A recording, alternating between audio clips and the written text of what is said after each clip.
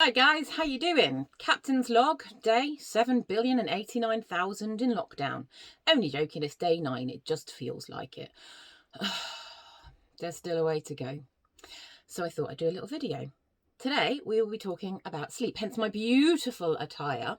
I haven't gone full COVID. Actually, to be fair, I have gone full COVID, but those pyjamas are not as nice as these pyjamas. I like you all way too much to subject you to fried egg on my t-shirt and saggy tracksuit bottoms that belonged to my husband when he was 23. So we have the nice pyjamas on today. And obviously I go to bed every day in a full face of makeup. I don't go to bed in a full face of makeup. Richard Armitage, when you finally come calling, then I'll go to bed looking like this. Until then, no, not so much. I've also bought a little friend. Whaley Well. Hello, Whaley Well. I've been in lockdown for so long. He's Wilson. For those of you who've seen Tom Hanks's movie, you'll know what I mean.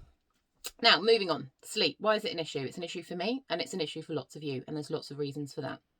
I'm going to do a little bit of a series on this. So the second video in this series will talk about different techniques and tricks and stuff that you can try to make sleep better for you. This one is going to kind of explore the theory of what might be going on psychologically first.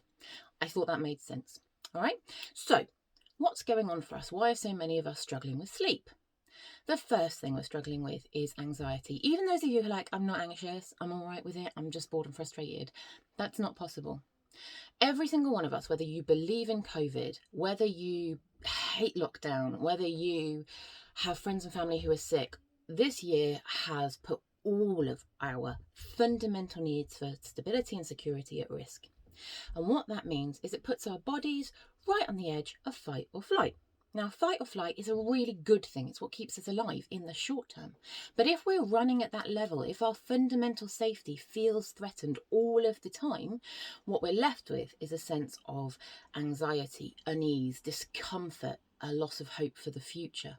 Our body is flooded with chemicals that can leave us really struggling to feel well, energetic, and able to cope. In fact, it can lead to inflammatory disorders and all manner of things. And most of us are at some level of that right now. Now, what does that mean for our sleep? Well, it means that it is harder to get to sleep.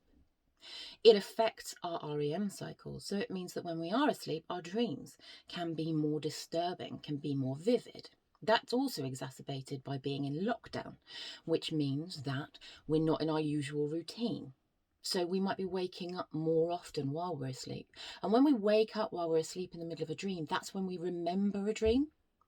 We don't remember dreams while we're asleep. We're actually almost awake when we remember dreams.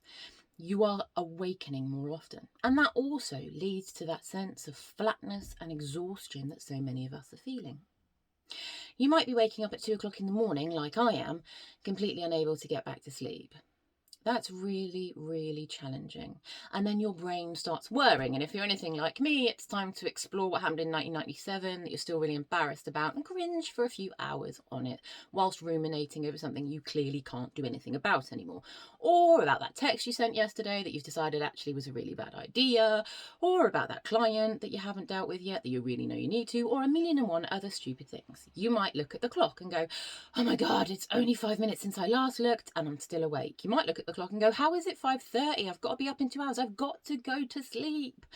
And none of those things is helping you go to sleep. Now, some stuff that can make that a little bit easier. 1, if you get in the first 3 hours, brilliant. Absolutely brilliant. That's the most important part of your sleep. That's when you get your rest in. So if you get a decent 3 hours block, losing an hour or two in the middle, you'll be okay. So try and stop worrying about it. Number 2, don't lie in bed. I know it seems counterintuitive to say, get up, go downstairs and do something else. Well, that's not going to help me sleep, is it? But you're not going to sleep anyway. You're going to sit there worrying and winding yourself up. So you could consider that a time to use for self-care. An hour or two lost isn't going to kill you. I've had some really lovely nights actually recently. I have 3 kids and a very mental life. So what I've done is I've taken myself to the sofa, I've put a lamp on, I've got my book, I've wrapped myself in a blanket and I've read for an hour. And then I've drifted off because I've chilled out a little bit. It's a form of self-care. You're going to be awake for that time anyway. So what do you want to do? Do you want to sit there and wind yourself up? Or do you want to try and at least nurture yourself and rest even if you can't actually sleep? The choice is yours. The second thing, don't look at your phone. It's not just about the blue light emissions that cause problems. It's about the fact that your phone is designed to wind you up. The way that social media works is to hook into our addictive center. Once that's awake, so are you, and it'll go on for hours. Tapping away on your mobile is really easy and tempting, but it's actually the worst thing you can do. Put the phone away.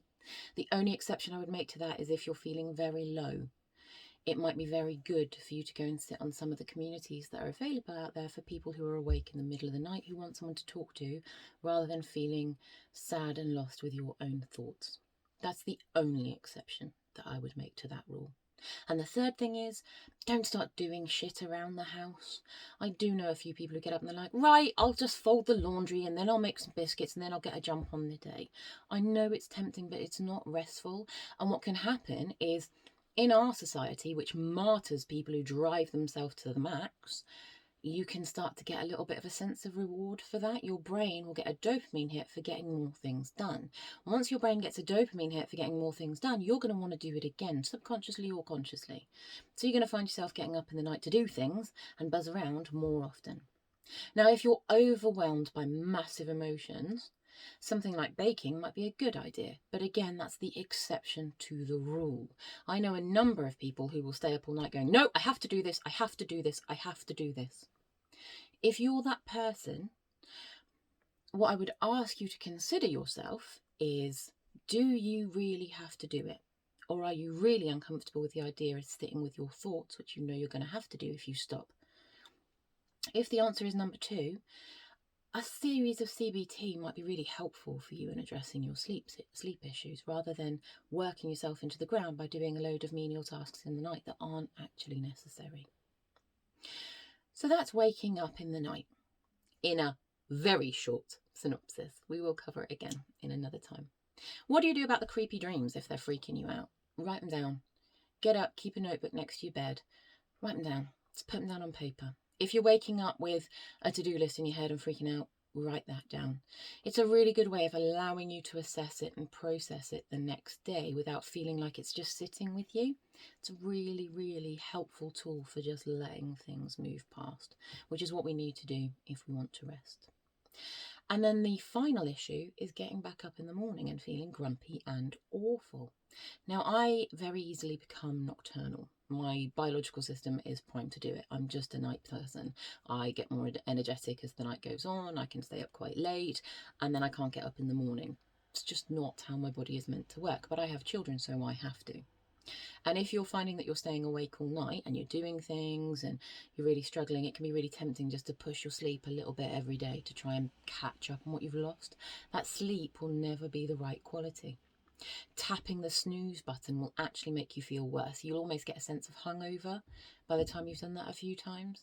It is really important, and I am struggling with myself horrendously on this right now, but it is really important that when that alarm goes off, hit the button and get up. I love the 5, 4, 3, 2, 1 technique. You literally go 5, 4, 3, 2, 1, move. And if you have to, you explode out that bed. Put the alarm on the other side of the room. Don't use Alexa, which you can tell to shut up. Get yourself out. Put it in the bathroom if you have to, but get up, make a cup of tea, and get moving with your day. I'm going to keep it there because if you're anything like me, your attention span right now is probably like, and I'd much rather you take this short amount of information in and I will do a second one to follow it up. But just remember, take it easy, spend some time relaxing, not doing, and try not to panic too much about what's going on. It's really hard, but it will pass. See you soon, guys.